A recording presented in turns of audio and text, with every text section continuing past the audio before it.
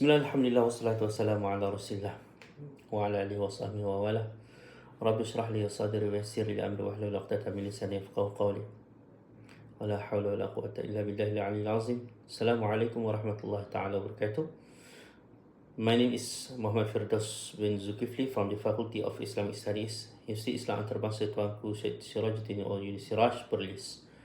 And I would like to briefly present the main ideas and findings of our research article entitled Apostasy, Punishment in Islamic Scholarly Discourse, Perspectives and Implications in the Malaysian Context, published in the Malaysian Journal of Sharia and Law.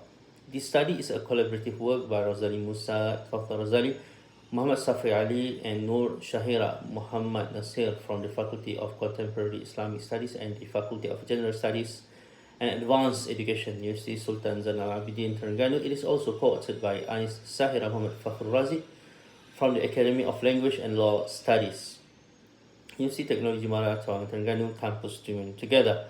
We examine one of the most sensitive and widely debated issues in Malaysia, jurisprudence, the punishment for apostasy by engaging classical legal positions, contemporary scholarly reinterpretation and their implication within the Malaysian legal and constitutional framework. Why we undertook this study? The issue of apostasy leaving Islam has long been one of the most sensitive and emotionally charged topics in Islamic law. For many Muslims today, it raises difficult and sometimes unsettling questions. Is apostasy purely a matter between the servant and Allah, or is it a crime that warrants worldly punishment? And how should Muslim societies today respond, especially societies like Malaysia that operate within constitutional, plural, and modern legal systems? Unfortunately, public discourse often treats this issue in a simplistic way, either by rigidly repeating classical rulings or by dismissing Islamic law altogether. Our study begins from the belief that Islamic jurisprudence deserves a more careful, contextual, and principled reading. With that in mind, this research aims to examine contemporary Islamic scholarly debates on the punishment for apostasy and to explore their implications for the Malaysian context. Rather than asking whether Islam permits apostasy, which it does not clearly, we focus on a different question. How should apostasy be addressed legally and ethically in today's world? How the study was conducted? To answer this question, we adopt a qualitative research approach. We analyze classical and contemporary Islamic legal texts and focus on the work of three influential reformist scholars. The first one, Abdul Muta'al al-Su'idi; the second one, Taha Jabir al-Alwani; and the third one, Ahmad Razuni. In addition, we conduct semi-structured interviews with officials from the Federal Territories Mufti Office and a practicing Sharia lawyer. This allows us to connect scholarly theory with actual legal practice in Malaysia. What we found? Our analysis reveals several important insights. First, the Quran does not prescribe any specific worldly punishment for apostasy.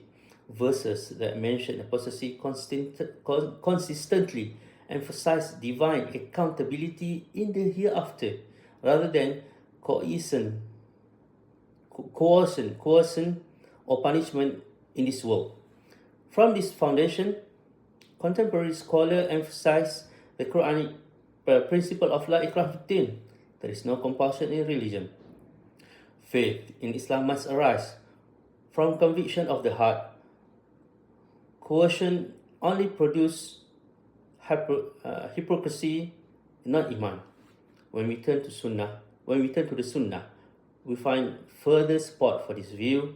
The Prophet Muhammad ﷺ did not execute individuals merely for changing their belief.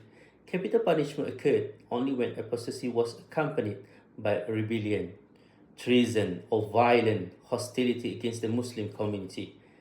This suggests that many classical rulings on apostasy were shaped by historical and political realities where religion and state loyalty were inseparable. What this means for Malaysia? This finding is particularly significant for Malaysia. Malaysia's dual legal system, where Islamic law operates at the state level, has resulted in an uneven approaches to apostasy. Some states emphasize punishment, while others prioritize counseling, guidance, and rehabilitation. Our study shows that latter approach align more closely with Maqāṣid al-Sharīʿah, especially the preservation of life, intellect, dignity, and social harmony, rather than relying on coercion. Many Malaysian religious institutions already emphasize da'wah, education, dialogue, and social support, an approach that reflects both Islamic ethics and contemporary legal realities. In conclusion, this study demonstrates that Islamic law is not rigid or frozen in time. Through careful reinterpretation grounded in the Quran and the Sunnah and the objective of Sharia or Maqāṣid al-Sharīʿah, Islamic jurisprudence can respond wisely to modern challenges without abandoning its moral foundations. For Malaysia, this offers a constructive path toward greater legal consistency, compassionate governance, and deeper public understanding while remaining faithful to Islamic law. Wabihi aktafi. Allah Ta'ala alam. Thank you for your time. Assalamu alaikum warahmatullahi ta'ala wabarakatuh.